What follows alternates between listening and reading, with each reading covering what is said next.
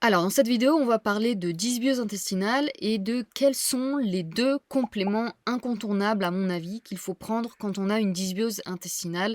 Donc, après plusieurs années à accompagner des personnes atteintes de dysbiose intestinale comme candidose ou SIBO, et après avoir moi-même été atteinte de dysbiose intestinale, donc après tout ce temps, je peux dire, en tout cas de mon expérience, qu'est-ce qui marche le mieux et qu'est-ce qui marche le moins bien. Alors avant de parler donc des compléments, donc des meilleurs compléments pour les dysbioses, on va revenir un petit peu sur ce que c'est qu'une dysbiose intestinale. Donc si vous avez beaucoup de problèmes digestifs au niveau des intestins, donc si vous avez souvent l'impression de mal digérer ce que vous mangez et que ça vous donne des ballonnements, c'est-à-dire un ventre gonflé quasiment à chaque fois que vous mangez, ou alors si vous avez détecté que c'est après certains aliments en particulier que vous avez des ballonnements, donc le ventre très gonflé, que vous avez des gaz, que vous avez des douleurs intestinales, donc il y a des chances pour que vous ayez une dysbiose intestinale. Dysbiose intestinale, ça veut dire quoi? Ça veut dire tout simplement que vous avez un déséquilibre dans votre microbiote intestinal. Et le microbiote, c'est quoi? C'est donc tous les micro-organismes qui se trouvent dans vos intestins, donc les bactéries, les champignons. C'est toute une population de micro-organismes qui vous permettent de digérer correctement, qui vous permettent d'absorber correctement ce que vous avalez. Et ces micro-organismes produisent aussi des nutriments comme des vitamines, des acides gras, etc., qui vont vous nourrir et nourrir votre intestin, réparer votre intestin, etc. Quand vous avez une dysbiose intestinale, vous avez un déséquilibre dans ce petit monde intérieur au niveau de vos intestins,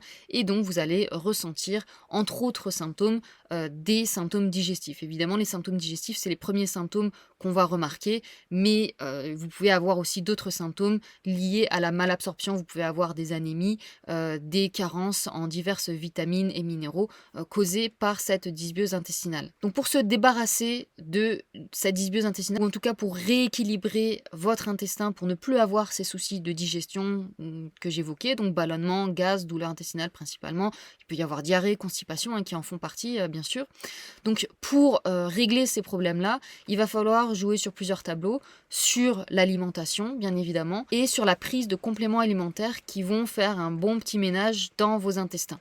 Alors je ne vais pas détailler tout ça dans cette vidéo parce que j'ai de nombreuses vidéos sur le sujet où je vais en détail sur chaque aspect de la dysbiose et de comment se débarrasser des dysbioses. Donc je mettrai tous les liens sous cette vidéo dans les commentaires si vous voulez compléter cette vidéo avec plus de conseils. Donc aujourd'hui, je vais uniquement me concentrer sur les meilleurs compléments à prendre, les meilleurs compléments antifongiques, antibiotiques, naturels. Vous avez aussi des antifongiques et des antibiotiques sous forme de médicaments, donc chimiques, que vous pouvez prendre. Mais moi, c'est pas ma façon de voir les choses. Je préfère agir naturellement parce que ça a beaucoup moins d'effets secondaires et ça a des effets positifs sur le long terme quand vous faites un protocole de manière naturelle. Donc, selon moi, c'est nécessaire de prendre des compléments quand vous voulez vous débarrasser d'une dysbiose. Certaines personnes pensent qu'elles peuvent s'en débarrasser juste avec l'alimentation. Moi, c'est vraiment pas mon point de vue. Encore une fois, après avoir suivi des centaines et des centaines de personnes depuis plusieurs années, de mon expérience, ça n'est pas possible, à moins que vous ayez une dysbiose vraiment super légère. Mais de mon expérience, c'est pas possible de rétablir un bon microbiote et de vous débarrasser de vos problèmes digestifs juste avec l'alimentation, ou alors juste avec l'alimentation et une petite tisane par-ci par-là. De mon point de vue, il faut y aller plus fort. Et de mon expérience, il faut y aller plus fort. Donc, vous avez sûrement entendu parler de plein de compléments que vous pouvez prendre pour les dysbioses intestinales, SIBO, candidose, etc. Donc, les plus connus, ça va être l'huile essentielle d'origan, ça va être le clou de girofle, le nîmes, l'ail ou les extraits d'ail comme la lysine, le pot d'arco, l'acide caprylique, la berbérine, l'argent colloïdal, il y en a énormément. Donc parmi tout cela, quels sont, d'après mon expérience et mon point de vue, les plus efficaces? Eh bien, il y en a deux qui se démarquent, c'est principalement l'huile essentielle d'origan et l'ail ou l'extrait d'ail comme la lysine. Alors ça ne veut pas dire que je vais conseiller de ne prendre que ces deux-là ou juste l'un de ces deux compléments quand il y a dysbiose intestinale. Le plus efficace reste quand même d'en prendre plusieurs pour vraiment avoir un champ d'action le plus large possible pour que ce soit le plus efficace possible. Donc moi je conseille quand même au moins de prendre au moins 4 ou 5 plantes différentes sous forme de compléments quand vous avez une dysbiose intestinale et de faire un protocole de plusieurs mois. Généralement, je conseille de le faire au moins 3 mois. Selon votre dysbiose, selon l'avancée de vos soucis digestifs, ça peut prendre plus longtemps, mais généralement, ça prend moins d'1 an. C'est très rare que ça dure plus longtemps que ça. Donc évidemment, je vais conseiller ces 2 incontournables, l'huile essentielle d'origan et ou l'ail ou l'extrait d'ail sous forme de complément, plus 3, 4, 5 autres plantes à prendre en combinaison.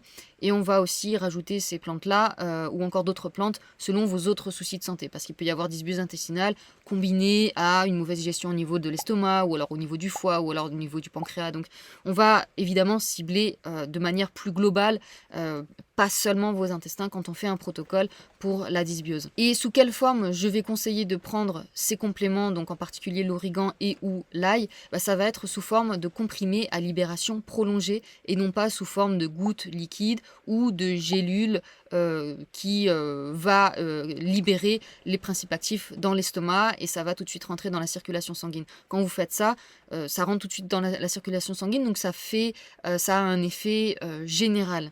Mais en l'occurrence, quand on parle de dysbiose intestinale, il vaut mieux cibler l'intestin plutôt que d'avoir un effet général sur le corps dans son ensemble, en tout cas au niveau des compléments antifongiques antibiotiques. Parce que là, le but, c'est de réduire l'excès de bactéries ou de champignons dans votre intestin. Et donc, pour ce faire, il faut cibler l'intestin avec ces compléments antifongiques antibiotiques. Donc, il existe des compléments sous forme de comprimés à libération prolongée. Donc, ça veut dire que c'est un comprimé assez gros qui va se dissoudre pas uniquement dans votre estomac et donc aller directement dans la circulation sanguine. Il va se dissoudre tout le long de votre système digestif, contrairement aux autres compléments qui ne font pas ça. Donc, ils vont se dissoudre en petite partie dans la partie haute du système digestif et puis ça va continuer jusque au côlon. Donc voilà, c'est en ça qu'ils sont très intéressants ces compléments-là, c'est qu'ils ciblent vraiment tout l'intestin. Voilà, donc si vous vous lancez dans un protocole pour la dysbiose intestinale, mon conseil c'est de au moins